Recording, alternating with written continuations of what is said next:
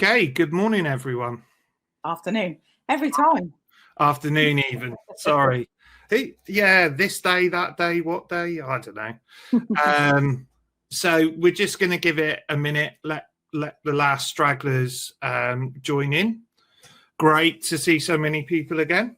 And we're going to run through some NLP today. So we'll just give it another 30 seconds or so, and then we'll get started.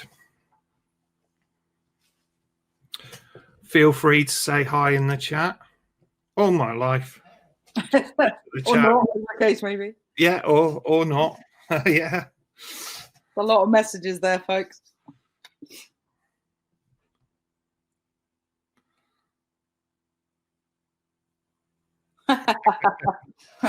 Someone's manager is going to be very impressed that they managed to get on the system. So that's got to be a pay rise or something.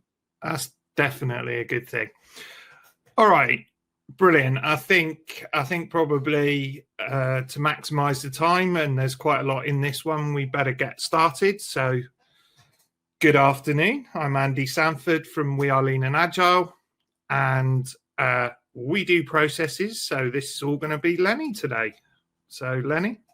Hello, welcome back for some names. I think we've got a few new people joining us, which is great. So thank you for sharing the original video. If you've not had a chance to have a look at Control Dartboard, definitely worth having a look at it.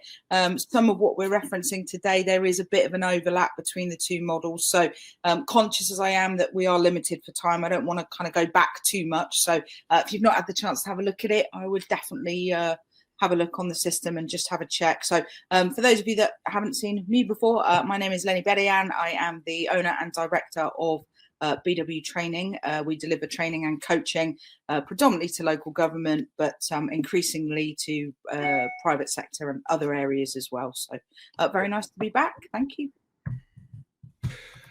Sorry, just replying to the chat. If people are struggling with sound, you just need to be looking at what microphone you're using. So you can go to the sound settings and have a look at the microphone that it's actually using and set that as a default.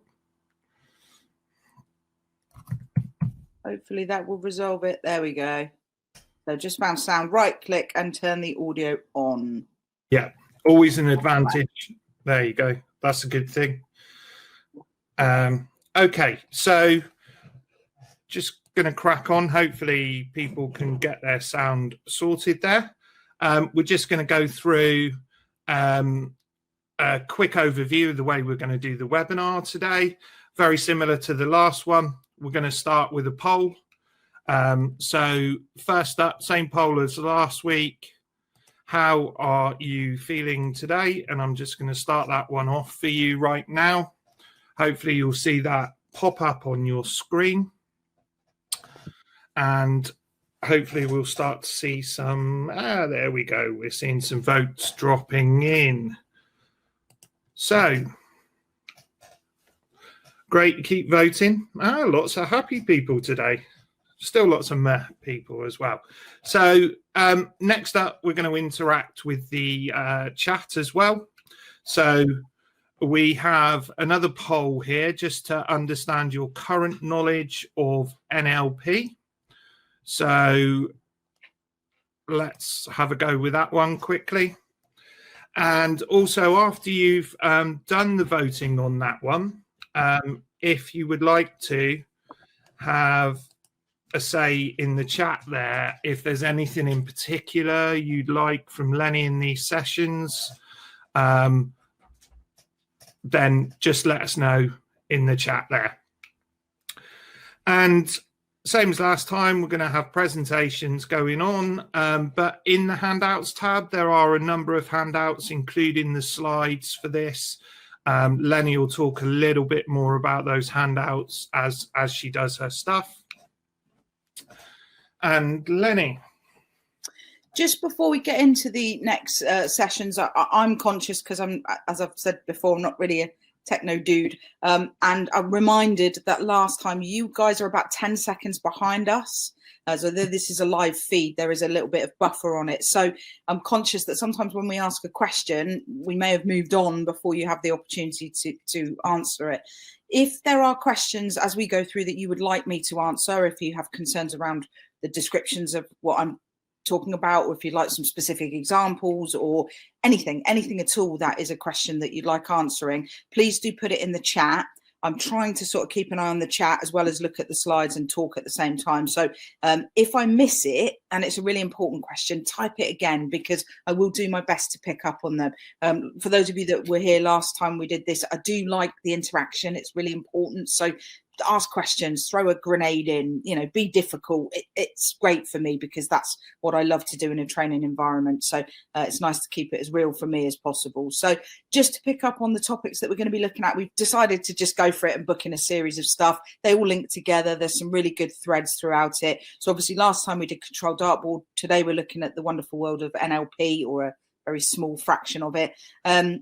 Something that came out from our polls last time with people talking around managing change. So I thought it might be useful to do some stuff around a process called the change cycle, which you may have seen before, some coping strategies around change. So there's that one, is our next one in 2 weeks' time. Then we thought we'd do sort of an open space one, which is basically a blank piece of paper. So Andy and I will get on here, we'll put an hour in, we'll invite you guys to come along, and then we'll just run it as a Q&A. So you can ask me anything really, obviously training related, and then I'll do my best to either give you the information there and then, or at the very least make available some handouts or some further videos or further reading. So that's the open space. We're going to look at emotional intelligence and well-being and the connection between the two. Some really interesting research around that. You'll get the opportunity to do a little questionnaire and have a little bit of self-diagnosis. So that's quite good fun. I thought it would be useful to do some stuff around setting goals, particularly when we feel perhaps a little bit lacking anchors at the moment. We're sort of having to do things quite self-directed. So there's something for me about how we keep ourselves on track with that. And then the last one is quite work specific, I guess. And I'm aware some of you are on here without necessarily having a work driver. And that's more about team cohesion and how you can use some of the techniques we've talked about over the series of 7 or 8 workshops in a team dynamic, and how you might be able to use them in a sort of constructive way moving forward. So that's kind of where we're at. I'm just conscious, and I don't know whether it's happened by accident or whether something has happened. Our chat appears to have stopped. Now, it may well be that you're all just very much engrossed in my wonderful face and my soothing tone, in which case that's absolutely fine. But I'm wondering if you could just test out your chat for me, maybe just put a couple of bits in, a hello or a goodbye or a wave or a whatever. Again, I am aware you're a little bit behind us, so okay, yeah, it looks like it is. Okay, great, thank you guys. I just wanted to check. Brilliant. Okay, so just going to hand back very quickly to Andy, and then I'll crack on with the information around NLP. Thank you. Brilliant. So just to reiterate, same as last time, this will be available on demand. Feel free to share it with any of your colleagues, as will all of the series. We've got some other webinars up there, so do have a look at our channel. We've got some stuff on Beekeeper, some stuff on data visualization, some stuff on, you'll be surprised to understand, process improvement. So just have a look at bit.ly/lean and agile webinars, and all of our webinars, our free webinars, are up there for you. So back to you, Lenny. Cool. Okay, so please do ask questions. Please do kind of make sure you're clear with what I'm talking about. We have, I think it's 4 handouts made available to you. I'll reference them as we go through. If you've got any questions, type them in the chat and I'll do my best to pick up on them as we go through. So one of the first questions you were asked, or Andy mentioned, is around what your kind of current level of NLP knowledge is. Not seeing the poll specifically on that, but I'm wondering, does anyone have a view about NLP? Has anyone heard of it before? Just to give you a minute or two to perhaps, or maybe to think about what it is you'd like to get out of this session, if there is something specific useful for me to kind of maybe tailor it a bit towards that. So I'll just give you a minute because I know you're a little bit behind us. So.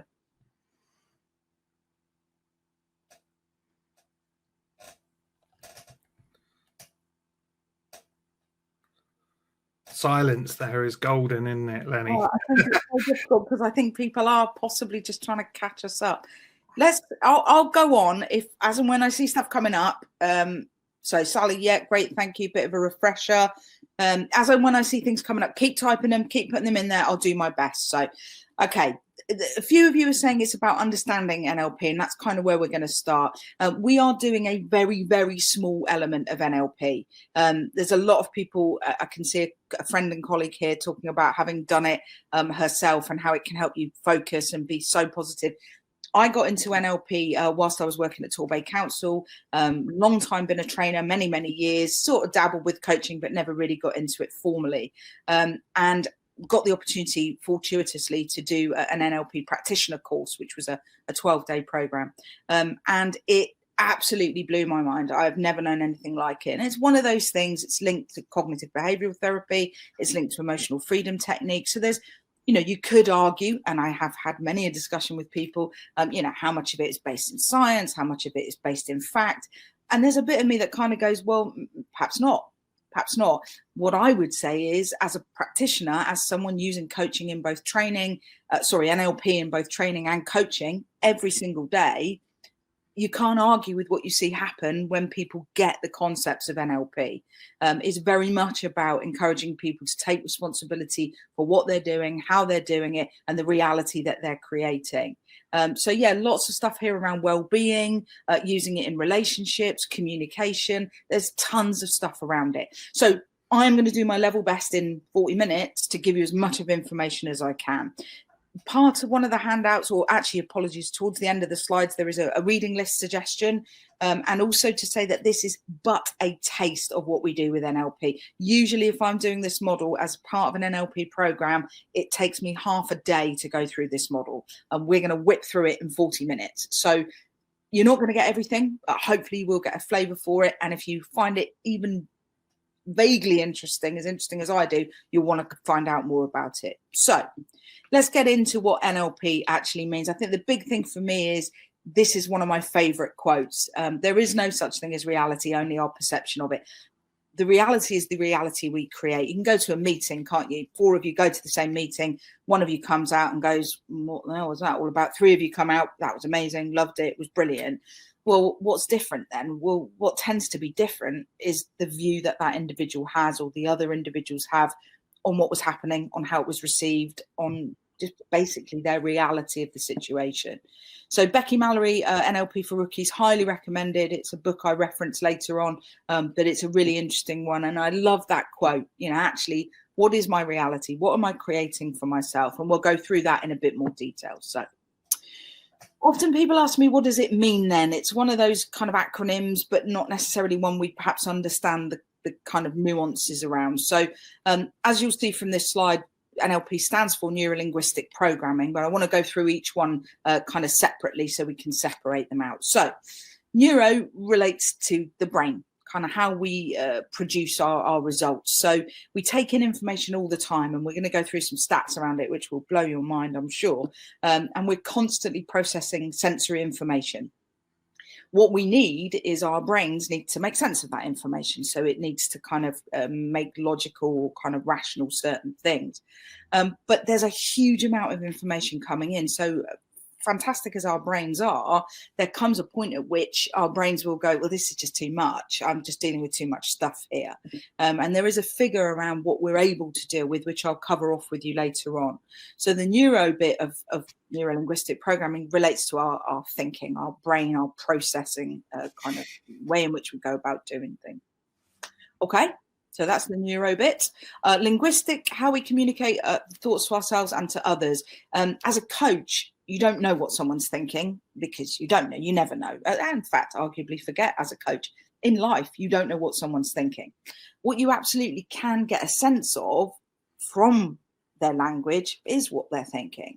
So very often people in coaching, when they come to see me, will say that they want to be more something, more assertive, more confident, more whatever it might be. And the key bit for me in that statement is the word more, because the word more implies subconsciously there must be some there. If there wasn't some there, why would we use the word more? We would just say, I want to be confident. I want to be assertive. Now, the individual using that language may not have consciously used the word more. In fact, most times they don't consciously use it. And it's not until you point it out that it makes them think, oh, hang on, maybe I have. Maybe I am assertive at home or in different scenarios. What we're looking to do with NLP is to open up the choices and possibilities. What we're very good at doing, particularly when we're in a bit of a funk, is shutting down those choices and possibilities. So we're only left with stuff that's unappealing or unhelpful. What we look to do using NLP is to open up that thinking, is to open up those possibilities so that we can have different choices. Even if my choice is still to be a miserable git, it's done through choice and not just because that's what I'm doing to myself. So we'll get into all this as we go through the model in a bit more detail. So linguistic, fascinating, love it, big part of NLP. Big fascination for me personally is the language around NLP. The last bit, the programming bit, is how our brain reacts in terms of all those internal processes and how we then produce that in terms of behavior. So, for example, if my neuro is thinking, I don't know, I really hate being shut in the house all day long on lockdown, whatever you want to call it, I may use that language with friends, with others, in social media. And then generally speaking, my behavior will reflect that I don't like being here. And guess what? I don't like being here because that's the results I get back. One of my favorite NLP phrases is, if what you're doing isn't working, do something different. Now, it's not an NLP phrase. It's I believe, I can't remember who came up with it. Hoover, someone will tell me, I'm sure. If what you're doing isn't working, do something different. It's based on Einstein's definition of insanity. If we carry on doing the same thing, we're going to carry on getting the same results. What NLP encourages us to do is to ask ourselves, are the results I'm getting what I want? And if not, what can I do differently? Because if I just keep doing this, I'm just going to keep getting this. Now, often what a lot of people will say to me in training is, well, why should I? Why should I change to accommodate the fact that Andy's a pain in my bum? Why should I change me to accommodate him? My challenge always is, what will happen if you don't? Because Andy doesn't go home at the end of the day with a knot in his stomach. Andy doesn't speak to his partner, his wife, his next door neighbour, his tennis coach about this person winding him up. You do. So at the end of the day, if it's you that's affected by this other person's behaviour, then there is some inherent benefit in doing something differently. Not for Andy, but for you. One of my favourite NLP phrases, one of the favourite questions I will often ask somebody is, what cost? At what cost to you? Or I will often ask myself, at what cost to me? If I'm doing something and it's resulting in a set of circumstances that are not helpful, what impact is that having on me? Which sounds tremendously selfish. But actually, if I'm not in a good place, all my relationships suffer as a consequence anyway. So, neuro the thinking, linguistic the language, programming the behaviour, and the results that we get back. We're going to be looking at a model that sort of captures all of these. And you could spend, normally, as I say, I would do half a day on it. You could spend 3 days on it. It's a hugely complex model. So poor old Andy is going to have to try and keep up with me with the IT on this one because it's very kind of fiddly. You do have a handout for this in the handouts bit.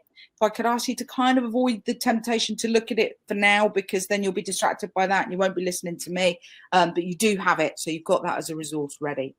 So this model is based on some work by a chap called Tad James. And Tad James was one of the early researchers around NLP and did a lot of work into fundamentally what part NLP plays in communication. So this is our brains, our neuro bit. We start off, as you look on the right-hand side of the model, we start off with what we call the external event. Now, the external event is what it is that's happening around us. So what we're seeing, what we're hearing, what we're listening to, how we're feeling. And the phrase I will often say in training is how the big toe feels on your foot inside of your shoe, on your right foot, only your right foot, mind. Are you thinking about that now? Presumably you weren't doing so before I just invited you to. So there's all sorts of things that are happening around us all the time. The question is, what are we paying attention to at any given point in time? Because what we tend to be paying attention to is the thing that we deem to be important. So you're probably not thinking about your big toe on your right foot, although Sally now is, bless her. She said that training from me before I asked you to, because it wasn't relevant. Unless you've got an ingrown toenail, something really bad is happening, you're probably not paying much attention to the big toe on your right foot. The minute I've asked you to, it suddenly becomes important, and then it's something you focus on. Brilliant example of this is, when you, nice fluffy slippers, when you've decided you want to buy a new type of car and you know what type of car you want to buy. So I'm going to get a Volvo, a Mini, a Skoda or whatever. Everywhere you drive, all you see is that car. That's my car. That's the car I'm getting. I've seen my car. I'm saying that's the one. And you point it out to everyone and you notice every example of it. Well, why? Because it's important, because at that point in time, it's something you're focusing on and your brain is far more attuned to it, far more looking out for it. So if you apply that to life, if I think everything's rubbish, I am likely to be seeing lots of examples of everything being rubbish because my brain is telling me at that point in time, that's important. Equally, if I look for positives, if I look for things to be of a positive nature, I will tend to see examples of those because I'm looking for them. So this is where we get our reality. Actually, am I creating a reality that is a true reality? Well, you could argue there's no such thing as a true reality. And you don't want it because everyone, oh yeah, that's true. And once you got it, no, you don't want it because everyone's got it. One of my favorite things about this is actually, what am I paying attention to selectively at that point in time? And for me, there's 3 ways to use this model. There's the interest. I hope you find it interesting. I'm sure you will. The second one is, if I know what I'm doing myself, I can at the very least become aware of it. And I would argue as an NLP practitioner, you can manage it, you can change it, you can do something different. But the third example of using this is actually using it with other people. So I use this model when I'm training coaches, because as a coach, understanding what somebody's doing in their thinking is extremely useful to ask the right questions, to get them to just stop and think. When we're on an emotional train, it's very hard to put the brakes on. Coaching very often is about just pulling people back a little bit and going, hang on a minute, what might be different if things were different? So I'm going to share with you some coaching questions which you can use on yourself, although arguably it's quite hard to coach yourself. You can use at home. You can use at work, you can use in social situations, professional situations, loads of different examples. And again, you've got this in your handout, so don't worry too much about keeping up. So in terms of the external event, we take in, believe it or not, somewhere in the region of 134 bits of sensory information every single second. 134 bits of sensory information every single second.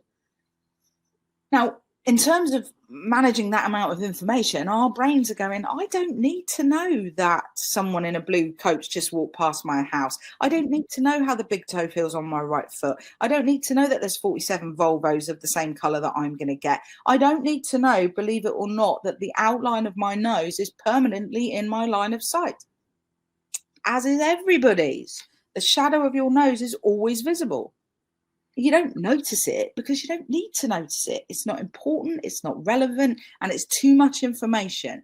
So what our brains have to do is to get these 134 bits of information down to plus or minus 2, 7 bits of information.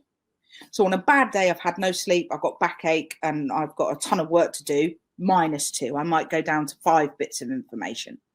On a good day, I've had lots of sleep, I know what I'm doing, I'm buzzing, I might be able to go up to plus 2. So that makes it 9 bits of information. But generally speaking, we can deal with about 7 bits of information at any point in time. Any more than that, and it becomes confusing, becomes difficult for us to filter things out, and we lose information. So what our brains are very good at doing is what we call filtering information. Now, I'm just going to share with you the 3 main filters. There are lots more filters, but we're just going to look at the 3 main ones in terms of time. So the first one we're looking at is a filter we call a deletion. As the name would suggest, what a deletion does is it just deletes whole bits of information that are either not relevant, not important, not useful. So let me give you an example. Well, the outline of the nose of the site of your nose. Do you need to know about it? Not really. So your brain doesn't really focus on it on a day-to-day basis. It deletes it. It's not important. It's not relevant at this point in time. Therefore, I don't need that information. The problem with all the filters is sometimes the stuff that we get rid of is actually the stuff that we should be aware of. So actually, they can sometimes be quite unhelpful in terms of how our brains process reality. So with a deletion, we're going to come on to this in a bit more detail with a separate slide in a minute, but deletions essentially mean we shut down our choices. And I'll explain what I mean by that. I don't want to go into it in too much detail without the information in front of us. So let's leave that one there for now. Again, please, if you've got any questions, if I'm going too quickly, if anything has passed you by, please shove them in the chat for me. So next one then, distortions. I did 12 days training on NLP. We did hundreds of models. We did this word, in, as I recall, about 20 minutes. And for me personally, this was the biggest shift in my thinking out of a whole 12-day course. I was very good at distorting. Distortions mean fundamentally creating our own reality. So we see an example of something and we put our own meaning on what that is. So for example, I don't know, my boss comes in the morning and doesn't say hello to me. My immediate thought may well be, they're upset with me. I've done something wrong. I'm in trouble. Something is happening because they didn't say hello to me.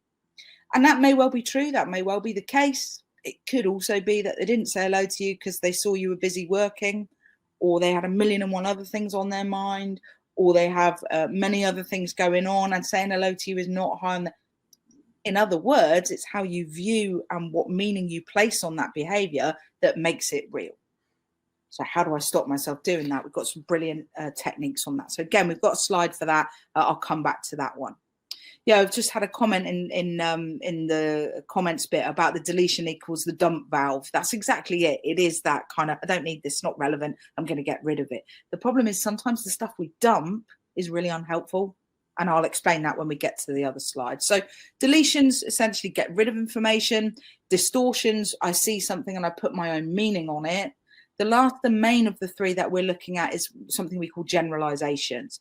Generalizations are extremely useful because, generally speaking, they can help us learn. So, for example, I'm on my whole second webinar now.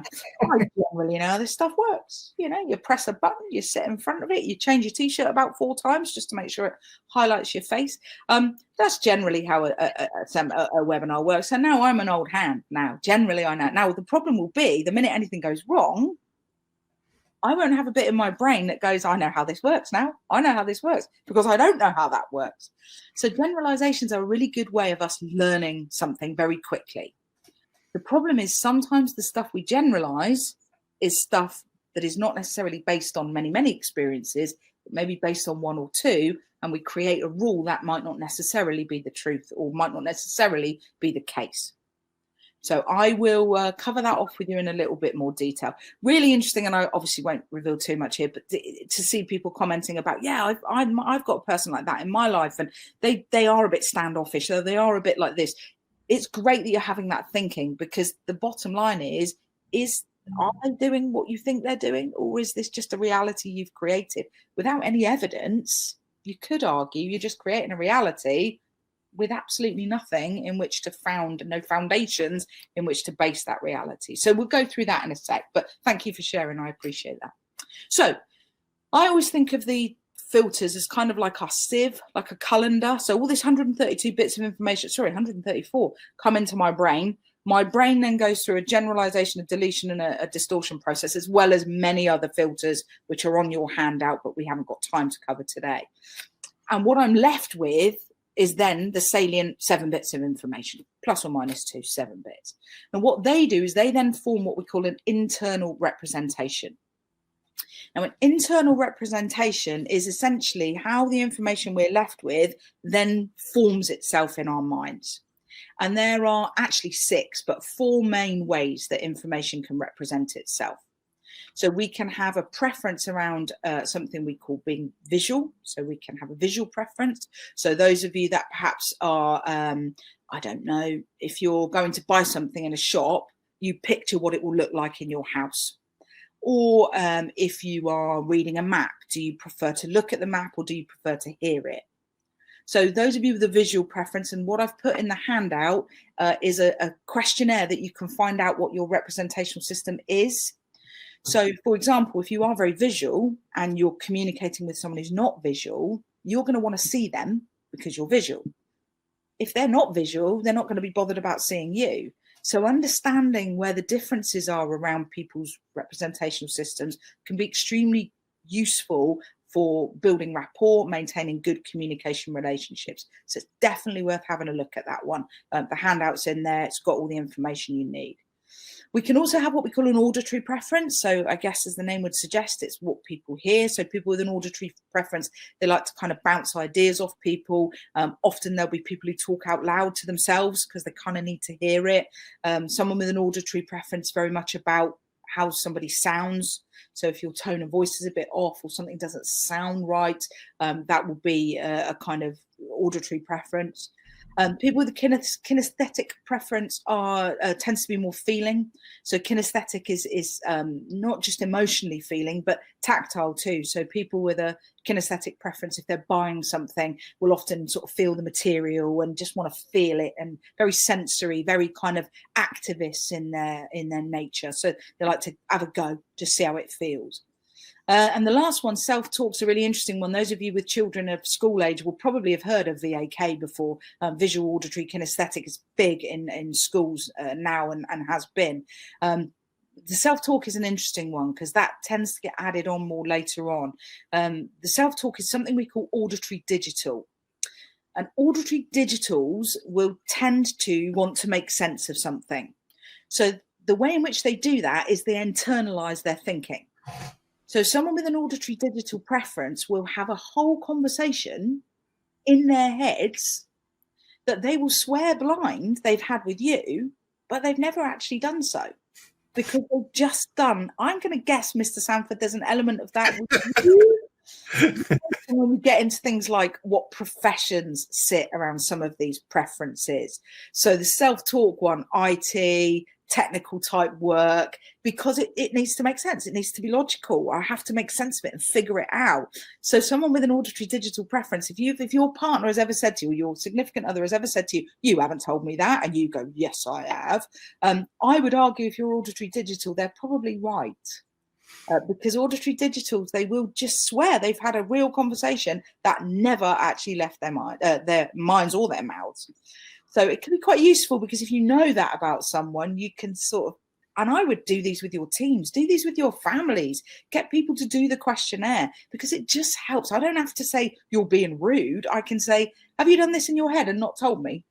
My wife is very auditory digital. So she'll start a conversation halfway through and I'll go, I know you think I've been involved in this conversation, but I honestly haven't. And I don't know what you're talking about. Good positive thing is we're both NLP trained coaches, so we both understand the concept, so it's not too bad. There's a lot of people here saying I can't listen, I have to look at it. Someone saying I do both. Yeah, chances are you do. Auditory and visual, very unusual to have both as a preference. You would usually have one or the other. No, you're not crazy. It's fine. Well, you might be. It's not for me to say, but as far as the NLP stuff is concerned, you're not. Really interesting with sat navs, actually. Someone's just commented about sat nav. Have you noticed when you're going somewhere you've never been before, do you notice that when you get closer to your destination, whether you've got a sat nav on or not, you turn the stereo down? You ever noticed that? The reason for that is, again, our brains are trying to deal with plus or minus 7 bits of information. And the more I can minimize the amount of information coming into my head, the more I can concentrate. So next time you do it, you may not drive very much for the next few months, but when you do, tend to turn it down. Yeah, a few people are saying they do. So visual, auditory, kinesthetic, and self-talk are ways in which what we're left with in our sieve represents itself within us. Now, why do we need to know that? Well, predominantly we need to know that because we can manipulate that. So I'm quite visual. So if I'm driving to a training course that I've never done before, new company, new organization, new place, I don't know what they're going to be like. They don't know me. I don't know them. I will start and I will consciously have a visualization in my head. So I'll see smiley faces. I'll see a really well-lit room. I see loads of color in my head. When I walk into the room, this is going to sound a bit talking about what someone said I'd say, sound crazy. A little fireworks go off. Now, none of this happens. I'm very aware none of this happens. But with all of this happening in my head, I'm so energized by the time I walk through the door that almost whatever happens, I'm ready for it. Now, what I also know is my least useful preference is self-talk. And if I start with self-talk, it goes horribly wrong because I'll say to myself, they probably don't want to be there. They don't know me. They probably think I'm rubbish. They're not going to be interested. I'm dressed in a t-shirt and jeans. What's she all about? I don't do power. And I have all this internal dialogue. And I know that it's really unhelpful for me to have that as my starting point. So you can manipulate whichever of these stronger preferences you have. So understanding which is your strongest preference can be extremely useful. Have a look in the handouts when we're done. There's loads of handouts for this one. Unlike Control Dartboard, which was just Control Dartboard, there's tons on this one. So take them away, download them, monkey around with them, play with them. Definitely have a look at your preference and what that is. Now, once all this stuff has happened, it leads to what we call our state. Tad James was American, so state. I would say frame of mind, mood even. And there are days where I have to remind myself to choose my state. So some days I have to consciously work on, okay, what is your thinking here? We're going to do, when we do well-being later on, we're going to be talking about what's your script for the day? What do you wake up with? Because that can often set the tone for the whole day. But you can manage your state. You can change your state at any given time, your mood at any given time. The question is, the more aware of it you can become, the easier it is to manipulate. Again, we'll do some on this later on. So your state, your frame of mind, your mood, your whatever you want to call it, can be affected by your physiology. So those of you that are now, I guess a lot of you are working from home, be conscious if you're sitting at the same desk for the same 2 hours on the same chair, your physiology will start to affect your state. So your bum will go numb, your back will hurt, you'll need to get up and stretch. So get up, wander around the house, inside or outside, just change your physiology, because changing your physiology can change your state, your mood, your frame of mind. Ultimately, your state will determine your behavior. So if I've deleted, distorted, and generalized to leave myself with something positive, and I've got a really nice positive visual image in my head, and my state and my mood is really positive, that will be my behavior, because that's what I've predetermined.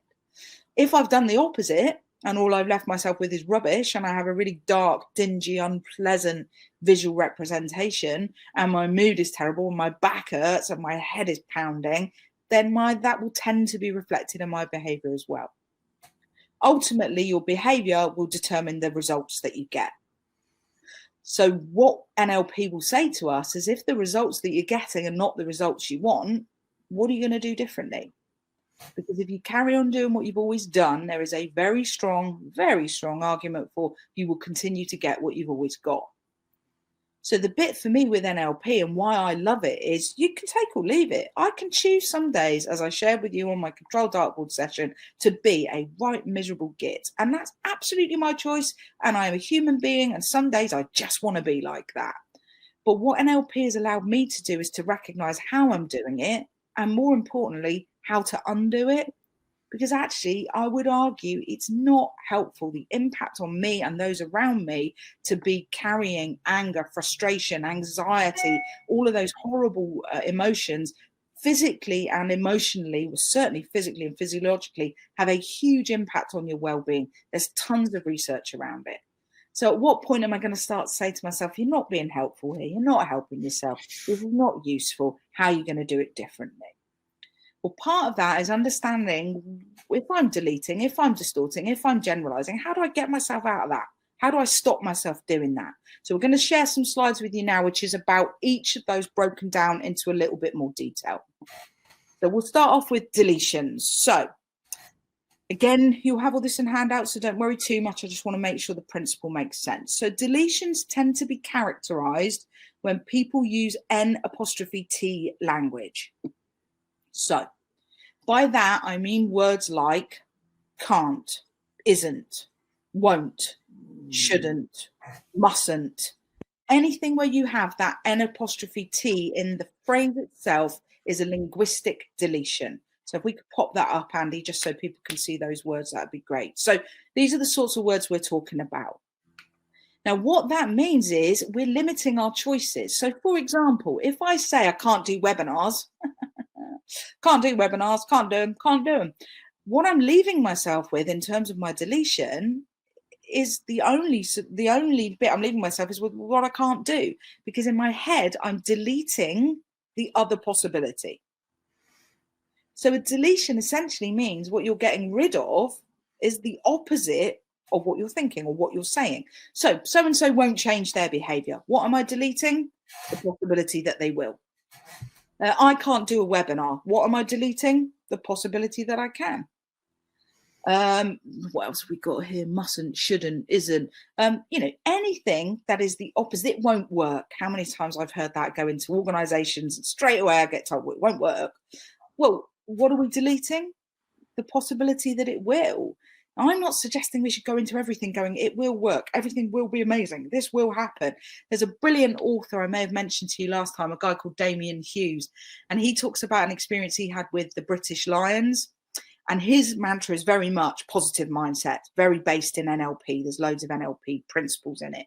And he regales a story of a time he was given a pep talk to the British Lions, and one of the big prop forwards came up to him afterwards and said, so what you're saying then is if I think 100% positive, 100% of the time I'm going to win.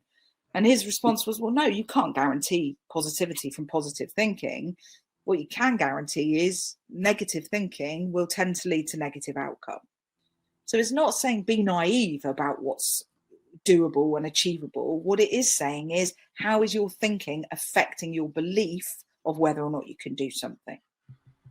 The brilliant phrase, I'm losing all my people today. If you think you can or you think you can't, you're right. I think that might be Hoover.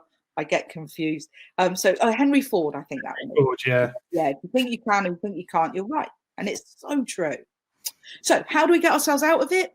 Ask yourself a question. So what would happen if this was different then? So I can't do webinars. So what would happen if you could? Well, I'd be able to be eloquent. I could talk to people. So what would happen if you could? So-and-so won't change their behaviour. What would happen if they did? What would that mean? Now, this question of all the questions, and I can almost see through chat, people going, that doesn't really make sense. It's probably a good thing that it doesn't really make sense. What we're looking to do is to get someone to stop and think. So almost by being an obscure question, somebody has to go, what would happen if what? I don't get it. So they've got to think. We know with the two sides of the brain, we have an emotional side of the brain and we have a logical, rational, adult side of the brain. When we're in problem solving, when we're in solution, when we're in positive outcome, we tend to be in adult thinking. When we're having a tantrum, when we're throwing our toys out the pram, when we're emotionally responding, we'll tend to be in child. So what we want is to talk to the adult, and the adult has to think. The adult has to make sense. The adult has to make things logical. So that's why some of these questions are a bit obscure, particularly the deletion question. But it's a really powerful one. Be brave. Try it. Try it at home. Try it on yourself. Try it on anybody. To which end, we would like to ask you, I believe, a little poll. Yeah, so are you aware of yourself using N''T language in the last few days? Have you used it? Are you conscious that you've used it? What sorts of things perhaps have you been saying to yourself in terms of, I don't know, isolation, homeschooling, whatever it might be? So just have a quick think. What, if anything, do you recognise in terms of you've been doing? I don't know whether I can see your polls on that one. Very much yes, Lenny. Very high percentage. Good. Yes. Good. At the risk of kind of setting you up here, I'd be a little bit concerned if anybody said absolutely not. Probably being not aware of it is a different thing. And again, the purpose for me of NLP and understanding NLP is to make myself more aware. So if you have done that, as comfortable as you are, what sort of things have you been using N''T language in? What sort of phrases, what sort of areas of your life have you tended to be using deletions? So what have you been saying can't happen, won't happen, shouldn't happen, isn't possible? And again, I'll just give you a minute or two. I'm not going to start thinking something. Oh, okay. So saying to myself, I can't do something, or I can't. Okay. And actually, if what you're starting to do is something that's unhelpful, then you wouldn't do it. But if it's helpful, then telling yourself you can't do it is just shutting down those choices. Oh, haven't got time. That's a really good one. Yeah, that's a great idea. So what would happen if you did have that time? What would you be able to get done? Now, what you might say is, well, I'd get some of it done. Okay, and in getting some of it done, how would that be different for you? What would feel different? So really, all we're looking to do with the questioning is just shift your thinking away from that, what you can't do, and just moving towards, well, what would be different if you could? Can't cope. That's a really interesting one. Language, again, I can't cope. Cope is a fascinating one to me. I had a lady on a course a while ago who said, I just don't care about my job anymore. I just don't care. I can't care about it anymore. This was someone who works in social care, around the NHS arena. This is someone who has to care. The nature of the job that they do is very much blood and guts in terms of, you're in it wholeheartedly. My question to them was, so what do you mean in terms of, I don't enjoy my job anymore. I just don't care anymore. And she said, well, what I do is I come in at the right time and I leave at the right time and I don't care anymore. I said, but is that about not caring, or is that about looking after yourself and your own well-being? So words like cope, to pick up on that word, is really interesting, because for me, coping is physically getting out of bed in the morning. And therefore, arguably, if you're doing that, you are coping. So what specifically can't you cope with? What does coping specifically mean? So we've got some here around delivering training through remote technology. Use it more in self-talk, and I'm much more positive with other people. That's fascinating. Physician, heal thyself. I can stand guilty of that. What I use with other people, and any of you that are watching me that know me know again this to be true. How we use it with others and how we use it with self is not always the same thing. And actually, it's very hard to self-coach. So sometimes you do need somebody else to kind of, do that, point that out to you. It's part of the reason we're sharing this with you, whether you're using it at home, whether you're using it at work, partner, next door neighbor. This is about making people more aware of what they're doing and the impact that it's having. Great. Thank you for sharing those. We'll ping them around when we're done. A little bit aware of our time. So we'll go on to the next one, which is distortions. My favorite because changing my thinking around this has just opened a whole new world up for me. Sorry, I just had the whole new world song ping around. I'm clearly a little bit more auditory than I realised, though. I've got, Peter Andre and what's her face? Katie Price. Anyway, I digress. Distortions. Distortions are characterised by X equals Y. So when this happens, it means that. So I've picked a random example, but I'm sure there's 101. The example I've given here is when I say no to people, it means they won't like me. So, sorry, Carl, I can't work out if you're saying, oh, no, that I've just given you the whole new world song in your head. I apologise if that is the case. So when I say no, it means they'll hate me. Before I did my training, and I use this example on everyone because it's a very powerful one. If I walked into a pub and people in the pub were laughing, people are laughing in a pub, my immediate distortion was they're laughing at me. They're laughing at my hair. They're laughing at my psoriasis. They're laughing at what I'm wearing. They're laughing at me. What that then meant was I had a miserable night in that pub because I'm looking over my shoulder the whole time going, everyone who's laughing is laughing at me, which is tremendously egocentric when you think about it. We are very good at making everything about us. And I hope to burst your bubble, but it just ain't. People just aren't that interested in you. You're just not that interesting. You are to yourself and the people who care about you. But people sitting in the pub are laughing at their mates. They're laughing at a stupid thing on their phone. And if they are laughing at you, you're not going to know anyway. Because unless you're going to go up to every single one of them and go, were you laughing at me? Were you laughing at me? Were you laughing at me? Were you laughing at me? Which you're not going to do. You have no evidence. You have no evidence. The only evidence you have is the evidence you've created in your head and at what cost to you. So if I walk into a pub now and people in the pub are laughing, my immediate thought is, this sounds amazing. Everybody's having a wicked night. Sounds like a really good atmosphere. I'm going to have a brilliant time. Now, nothing's changed. Nothing has changed. People were laughing before, they're laughing now. The only thing that's different is my reaction to what's happening. People pleaser, yeah, lots of that, definitely.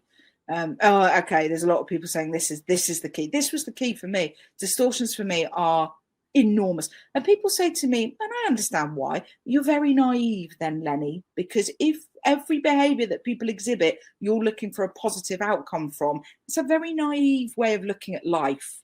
You must get taken for a bit of a mug. And I go, do you know what? Maybe I do. But I sleep well. I don't grind my teeth. I don't drink hardly at all anymore. I'm pretty contented in life. So therefore, yeah, okay, if it's naive, I'll accept that. But it's a naivety I'm prepared to live with because it benefits me to do so. There's a really nice phrase, and I try and weave it into a lot of my training because it just sticks with me. I think it was on Deal or No Deal, randomly. Anyway, and the phrase is, at the end of the journey, the pessimist will be right, but the optimist will have enjoyed the journey. Love that. Because make your choice. If you want to look for everything to be wrong in this world, crack on, and you will be proven right. Of course you will. If you want to enjoy it, why do this to yourself? And that's why, for me, if you took away 4 words from this whole series of webinars, and these were the only 4 words you took away, take these away, put them in your back pocket, and use them every single day. This question is so powerful. So, when you are distorting, ask yourself, I prefer the second of these 2 questions. How do I know that all these people in the pub are laughing at me? How do I know that if I say no to people, they're going to hate me? And if you don't like the how do you know, which for some of you might be a little bit touchy-feely, ask yourself a slightly different question. Excuse me. What evidence do I have? Where are the facts that what I'm thinking is actually true?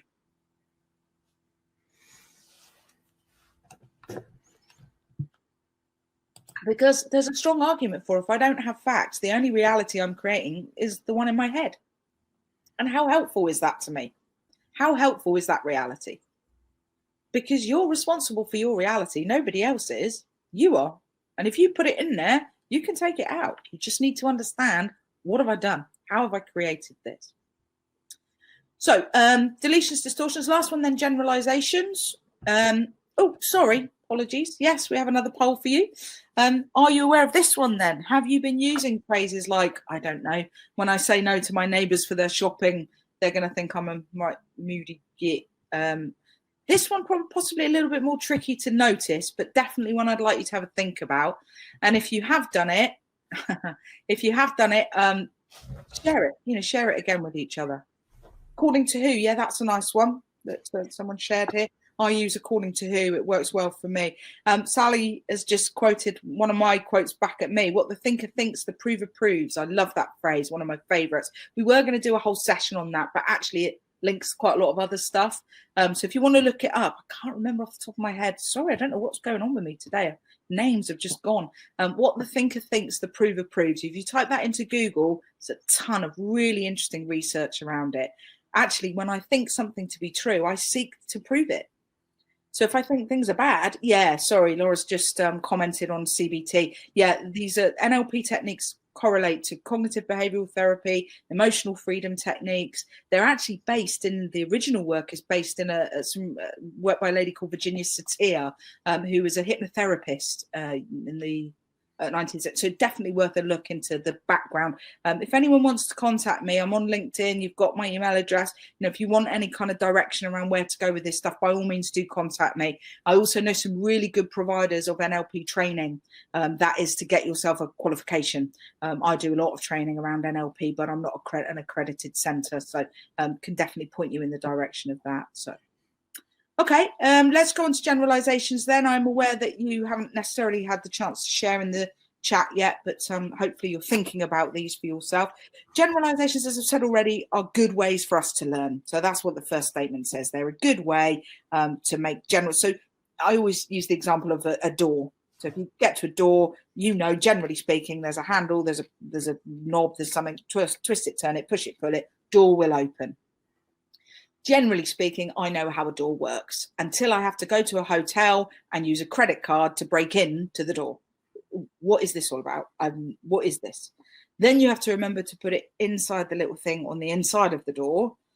And now, of course, it's second nature. We know that that's how hotel doors work, but that wasn't how hotel doors work. Now if you get a key for a hotel, it's a bit like, what's this? This is weird. So our brains are very good at taking one example of something and generalizing that experience. So we don't have to relearn it, so we don't have to redo it, so we don't have to think about it every single time. The problem, and as it says towards the end of this one, where it's not useful is where we make generalized views or opinions based on 1 or 2 experiences. Now, they will be determined by the language we use. So the language with a generalization is words like always, never, everyone, no one, etc., etc. Sorry, Andy, if you could just share that next one, mate. That's the phraseology we will use. So those of you that are in kind of showers, yeah, different controls, you're at don't get me started on hotel showers. The key for me with things like this are around kind of collective thinking, collective mentality. You get a lot of that in work. So I, again, often go in to do team builds and kind of do work with teams that are dysfunctional. And I will get phrases from the team collectively saying, we all think management are rubbish. Well, there's loads of generalizations. So who specifically is we? When you say management, who do you mean? I remember having been a manager myself and somebody said, management in this organization don't understand us. And even before I understood the principles of NLP, I asked them, so which managers are you talking about? And they did the classic, oh, not you, you're all right. It's all the other managers that are the problem. So generalizations are words that we use that sort of have, well, a generalized application. I don't want to kind of oversimplify it, but that's exactly it. Before and after what? All of us think. Well, who specifically is all of us? Because is it all of us? I once went to work with an organization and the chief exec said to me, you're going to have a hell's own job here as we are all suffering from change fatigue. This was an organization of about 2,000 people. So every single one of those 2,000 people. So it's fascinating how language, and somebody's just implying that, can have such a big impact. I talk a lot on training about something, and it's in your handout. We don't have time, unfortunately, to do it at the moment, but something we call presuppositions. Presuppositions are how we use language in a persuasive way, perhaps. Lots of presuppositions being used at the moment in government language. So I don't want to go into that too much, A, for the politics, B, for the fact that it could take us a while, but you've got some information in your handout. And again, if you want to check any of this more information, by all means do pick up the phone, ping me an email, etc. So how do you manage a generalization? Well, you reflect the word back. So if you've got someone saying, I don't know, that Andy's always late for meetings, which he's not, by the way, because he's always in the meeting before I am. What I would be asking that person is, always, literally always, he's never on time? No, yeah, I suppose sometimes. My favourite is where you get that person's always a moody whatever. He said, literally always, they're always moody. Well, most of the time. Well, most of the time is not always then. So what we're looking to do with the generalization is just kind of get the person to stop and, again, apply logic to the language that they're using. I used to have a friend, still have a friend, but I used to have a friend who was not, sometimes you'd see their name on their mobile, you go, this is going to be a long conversation, going to be lots of emotion, and I'm probably going to end up coaching them because that's often what my friends hit me up for. They won't admit it, but they do really. And this friend would ring and my heart would sink and so someone says, always got something to moan about, always got something to kind of be unhappy about. And that then, of course, affects how I pick the phone up. Oh, you've got, oh, great. And then before we know it, we're both in this kind of really unhelpful loop.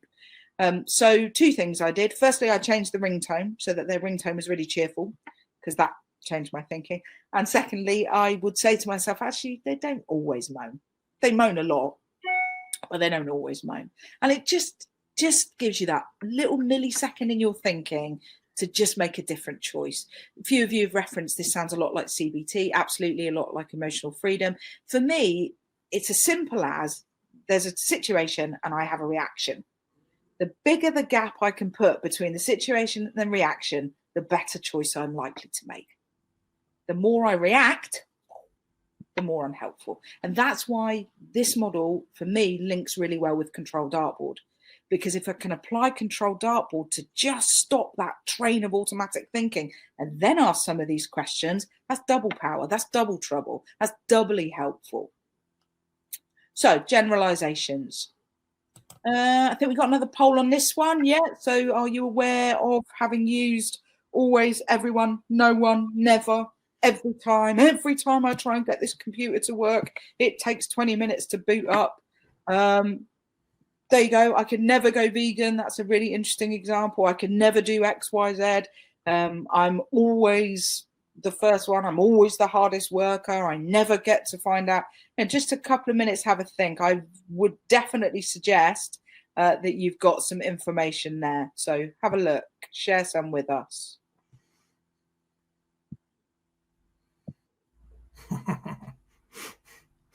ICT never understand. Yeah, I'm sure you've heard that a few times. Yeah.